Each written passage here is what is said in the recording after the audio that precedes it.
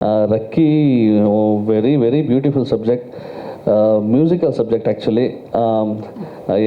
ಏನೇ cult classical crime thriller ಇದ್ದರೂ ಒಂದು 4-5 ಬ್ಯೂಟಿಫುಲ್ ಹಾಡುಗಳಿಗೆ ಚಾನ್ಸ್ ಇದೆ.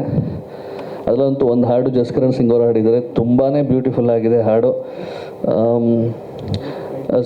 ಸ್ಪೆಷಲಿ ಸಿನಿಮಾ ಬಗ್ಗೆ ಮಾತಾಡಬೇಕಂದ್ರೆ ಥ್ರೂ ಔಟ್ ರೆಕಾರ್ಡಿಂಗ್ ಮಾಡಬೇಕಾದ್ರೆ ಎಲ್ಲೇ ಆಗಲಿ one of the best movie.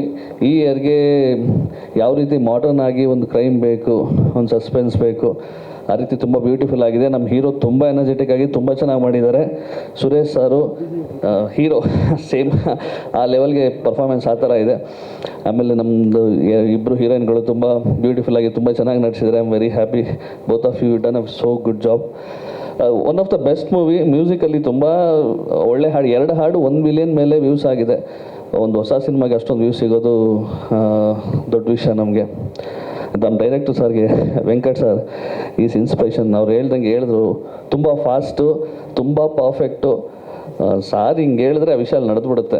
ಈ ನಾನು ನೋಡಿ ಎಷ್ಟೋ ಜನ ಡೈರೆಕ್ಟರ್ ನೋಡಿರೋದ್ರಲ್ಲಿ ಇಷ್ಟೊಂದು ತುಂಬ ಕರಾರುವಕ್ಕಾಗಿ ಪರ್ಫೆಕ್ಟಾಗಿ ವರ್ಕ್ ಮಾಡುವಂಥದ್ದು one of the best director. I am very glad I am part of this movie. Thank you. ನಾನು ನಿಮ್ಮ ವೆಂಕಟ್ ಭಾರದ್ವಾಜ್ ಡೈರೆಕ್ಟ್ರು. 1.5 ವರ್ಷದ ಹಿಂದೆ ಹನಿ ಹನಿ ಅಂತ ಒಂದು ವಿಡಿಯೋ ಸಾಂಗು ರಕ್ಕಿ ಮಾಡಿರ್ತಾನೆ. ಅದನ್ನು ಅವ್ರ ತಂದೆಯವರು ನನಗೆ ಕಳಿಸ್ತಾರೆ. ಅದನ್ನು ನಾನು ನೋಡ್ತೀನಿ. ನೋಡ್ಬಿಟ್ಟು ತುಂಬ ಖುಷಿ ಆಗುತ್ತೆ, ಶಾಕ್ ಆಗುತ್ತೆ. ಏನು ಒಳ್ಳೆ ಹೀರೋ ಮೆಟೀರಿಯಲ್ಲು, ಜರ್ಮನಿಲಿ ಕನ್ನಡ ಹುಡುಗ ಇದ್ದಾನೆ, ಯಾಕೆ ಇವ್ರಿಗೊಂದು ನೀವು ಸಿನಿಮಾ ಮಾಡ್ಬೋದು ಅಂತ ಅವ್ರ ಅಪ್ಪಂಗೆ ಹೇಳ್ತೀನಿ. ಅವರಪ್ಪ ಹೇಳ್ತಾರೆ, ಅಂದರೆ ಸುರೇಶ್ ಅವರು ನಾನು ಒಂದು 21 ವರ್ಷದ ಫ್ರೆಂಡ್ಶಿಪ್ಪು. ನಾನು ಅವರು ಒಂದೇ ಕಂಪ್ನಿಲಿ IT ಕಂಪ್ನಿಲಿ ಇದ್ವಿ. ಸೊ ಅವಾಗ ಅವರು ಸುರೇಶ್ ಅವರು ಹೇಳ್ತಾರೆ, ನೋಡಿ ನಾನು ಮಾಡೋಕ್ಕೆ ರೆಡಿನಿ, ಆದರೆ ಅಶ್ವಿನಿ ಮೇಡಮ್ಮು ಅದು ಸ್ಟೋರಿನ ಓಕೆ ಮಾಡಿದ್ರೆ ಮಾತ್ರ ನಾನು ಮಾಡ್ಬೋದು ಅಂತ ಹೇಳ್ತಾರೆ. ಸೊ ಅದು ಬಾಲು ನನ್ನ ಕೋರ್ಟ್ಗೆ ಹಾಕ್ತಾರೆ. ಸೊ ಒಂದು ದೊಡ್ಡ ಗುಣ ಏನಂದರೆ ಇವತ್ತಿನ ಸ್ವಾರ್ಥ ಜಗತ್ತಲ್ಲಿ, ಅಂದರೆ ಒಬ್ಬ ಮನುಷ್ಯನ ಇಂಟ್ರೊಡ್ಯೂಸು ಮಾಡ್ಕೊಡಲ್ಲ. ಇವತ್ತೆಂಥ ಜನಗಳಿದ್ದಾರೆ ಅಂದರೆ ಸರ್ ಅವ್ರೊಂದು ಸ್ವಲ್ಪ ಕನೆಕ್ಷನ್ ಮಾಡ್ಕೊಡಿ ಅಂದರೆ ಕೊಡಲ್ಲ. ಆ ಥರ ಜನಗಳಿರ್ತಾರೆ. ನಮ್ಮ ಸುರೇಶ್ ಅವ್ರ ಬಗ್ಗೆ ಹೇಳಬೇಕಂದ್ರೆ ನನ್ನ ಕರ್ಕೊಂಡೋಗಿ ಅಶ್ವಿನಿ ಮೇಡಮ್ ಮುಂದೆ ಕೂರಿಸಿ ಕತೆ ಹೇಳಿಸ್ತಾರೆ. ಇದು ಹ್ಯಾಟ್ಸ್ ಆಫ್ ಅವ್ರಿಗೆ. ಅವ್ರು ಇಲ್ಲ ಇಲ್ಲಿ ನಾನು ಹೇಳ್ತಾ ಇದ್ದೀನಿ. Thank you sir. ಇದು ನನ್ನ ಜೀವನದಲ್ಲಿ ನಾನು ಯಾವತ್ತೂ ಮರೀದೆ ಅಂತ ಘಟನೆ ಇದು. ಸೊ ಅಲ್ಲಿ ಹೋಗಿ ಕೂರಿಸಿ 2 ಕತೆ ಹೇಳಿಸ್ತಾರೆ ನನ್ನ ಕೈಲಿ. ಮೇಡಮು ತುಂಬ ಚೆನ್ನಾಗಿ ಹೇಳ್ತಾರೆ. 2 ಕತೆನೂ ಚೆನ್ನಾಗಿದೆ, ಯಾವ್ದು ಮಾಡ್ತೀರಾ ಅಂತ ನನಗೆ ಕೇಳ್ತಾರೆ. ನಂಗೆ ಶಾಕ್ ಆಗುತ್ತೆ ಒಂದು ನಿಮಿಷ. ಅವತ್ತು ಎಲ್ಲರೂ ಇರ್ತಾರೆ.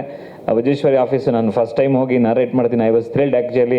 ಆ ಒಂದು ರಾಜ್ಕುಮಾರ್ ಶೀಲ್ಡ್ಗಳು, ಆ ಒಂದು ಮೆಮೆಂಟೋಸು, ಅಪ್ಪು ಅವರ ಫೋಟೋ, ಅದೆಲ್ಲ ಒಂಥರ ನನಗೆ ಇನ್ಸ್ಪಿರೇಷನ್ ಆಯಿತು ನನಗೆ. ಸೊ 2 ಕತೆನೂ ಹಾಗೆ ಅವರು ಮೇಡಮ್ ಹೇಳ್ತಾರೆ, ಬೌಂಡೆಡ್ ಸ್ಕ್ರಿಪ್ಟ್ನ ರೆಡಿ ಮಾಡಿ ನೀವು ಬೇಗ ಕೊಡಿ ಅಂತ. ನಾನು ಭಾಳ ಬೇಗ ಬೌಂಡೆಡ್ ಸ್ಕ್ರಿಪ್ಟ್ ಮಾಡಿ ಕೊಡ್ತೀನಿ. ಸೊ ಅವಾಗ ರಕ್ಕಿ ಸ್ಟಾರ್ಟ್ ಆಗುತ್ತೆ.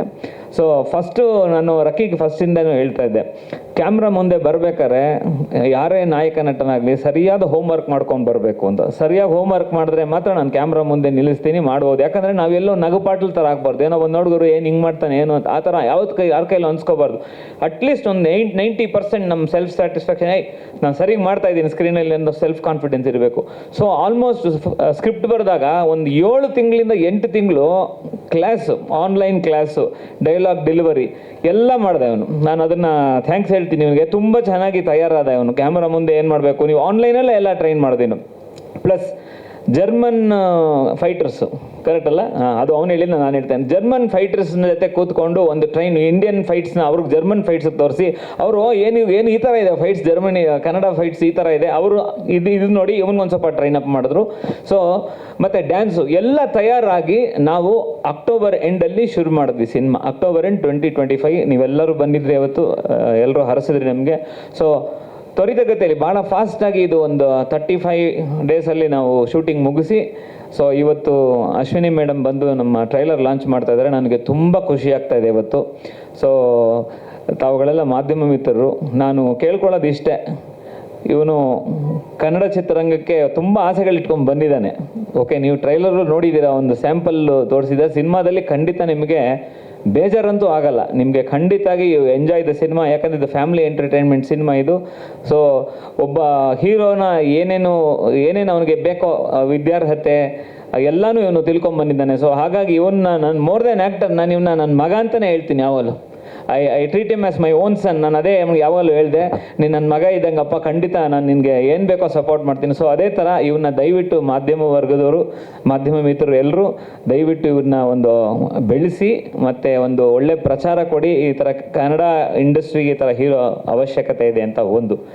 ಎರಡನೇದು, ಇಲ್ಲಿ ಕೂತಿದ್ದಾರೆ ಬಲಗಡೆ ಇಬ್ಬರು ಹೀರೋಯಿನ್ಸು, ಇವ್ರನ್ನ ಸೆಲೆಕ್ಟ್ ಮಾಡೋದು ತುಂಬ ಕಷ್ಟ ಆಗೋಯ್ತು ನನಗೆ. ಸುಮಾರು ಒಂದು 50 ಜನನ ಆಡಿಷನ್ ಮಾಡಿ ಮಾಡಿ ಮಾಡಿ ಸಾಕಾಯಿತು. ಮಹಾಲಯ ಅಮಾವಾಸ್ಯೆ ಸೀಸನ್ನು ಪ್ರೊಡ್ಯೂಸರ್ ಹೇಳ್ತಾರೆ, ಸರ್ ಮಹಾಲಯ ಅಮಾವಾಸ್ಯೆ ಆದಮೇಲೆ ಸೆಲೆಕ್ಟ್ ಆಗೋದು ನೋಡಿ ಸರ್ ಅಂದು. ಮಹಾಲಯ ಅಮಾವಾಸ್ಯೆ ಆದಮೇಲೆ ಇವರಿಬ್ಬರು ಬಂದ್ಬಿಟ್ಟು ಡೈಲಾಗ್ ಮಾತಾಡ್ತಾರೆ, ಇವರಿಬ್ಬರು ಸೆಲೆಕ್ಟ್ ಆದರು. ಇವರು ಅಷ್ಟೇ, ಅವರು ಪಲ್ಲವಿ ಮಂಜುನಾಥ್, ಇವರು ಆಶಿಕಾ ಸೋಮಶೇಖರ್ ತುಂಬ ಚೆನ್ನಾಗಿ ಮಾಡಿದ್ದಾರೆ ಸಿನಿಮಾದಲ್ಲಿ. You really enjoy the character. ಇದಲ್ಲದೆ ನಮ್ಮ ಸುರೇಶ್ ಬಿ ಅವರದು ಅವ್ರು ಹೇಳಿದ್ರು ಕತೆ, ನಾನು ಫೋಟೋ ನೋಡ್ಬಿಟ್ಟಾದ್ಮೇಲೆ ನನಗೆ ಡಾನ್ ಪಾತ್ರ ಒಪ್ಕೊತೀನಿ ಅಂತ. ಬಟ್ ಆದರೆ ನಾನು ಅವ್ರ ಮೇಲೆ ಫುಲ್ ಕಾನ್ಫಿಡೆನ್ಸ್ ಇತ್ತು, ಅವ್ರ ಕ್ಯಾರೆಕ್ಟರ್ ಬರೀಬೇಕಾದ್ರೆ ಅವ್ರು ಡಾನ್ ಅವರೇ ಮಾಡೋದು, ಅವರೇ ಮಾಡೋಕ್ಕಾಗತ್ತೆ ಅಂತ. ಸೊ ಅದಕ್ಕೆ ಅವರು ನನಗೆ ಒಪ್ಕೊಂಡು ತುಂಬ ಚೆನ್ನಾಗಿ ಮಾಡಿದ್ದಾರೆ. ನಾನು ನೀವು ತೆರೆ ಮೇಲೆ ನೋಡಿ ಆನಂದಿಸಬೇಕು. ಆ ಚುಟ್ಟ ಸೇದೋದು, ಆ ಸಿಗಾರ್ ಸೇದೋದು, ಆ ಸ್ಟೈಲು, ಆಮೇಲೆ ಆ ಕಾಮಿಡಿ ಮಾಡಿರೋದು, ಆ ಹಾಡಲ್ಲಿ ಚಾಕ್ ಪೀಸ್ ಯೂಸ್ ಮಾಡಿರೋದು, ಆ ರೌಡಿಗಳಿಗೆ ಮಾರ್ಕ್ಸ್ ಸೀಟ್ ಕೊಡೋದು, ಇದೆಲ್ಲ ತುಂಬ ಚೆನ್ನಾಗಿ ಮ್ಯಾನರಿಸಮ್ ತೋರಿಸಿದ್ದಾರೆ. ಅವ್ರು ಹೇಳ್ದಂಗೆ ಹಾಸ್ಯ ತುಂಬ ಚೆನ್ನಾಗೇ ಬಂದಿದೆ. ಇದ್ರ ಜೊತೆ ತುಂಬ ಸೀರಿಯಸ್ ಆಗಿ ರೋಲ್ ಮಾಡಿರೋದಂಥ ನಮ್ಮ ಸಂಪತ್ ಮೈತ್ರಿ ಅವರು, ಅಂದರೆ ಒಂಥರ ಫ್ರಿಕ್ಷನ್ ಕ್ಯಾರೆಕ್ಟರ್, ಅದು ಯಾರನ್ನೇ ನೋಡಿದ್ರು ಒಂಥರ ಫ್ರಿಕ್ಷನ್ನು ಗಲಾಟೆ ಇರೋವಂಥ ಒಂದು ಕ್ಯಾರೆಕ್ಟ್ರು, ಅದು ತುಂಬ ಚೆನ್ನಾಗಿ ಮಾಡಿದ್ದಾರೆ ಅವರು.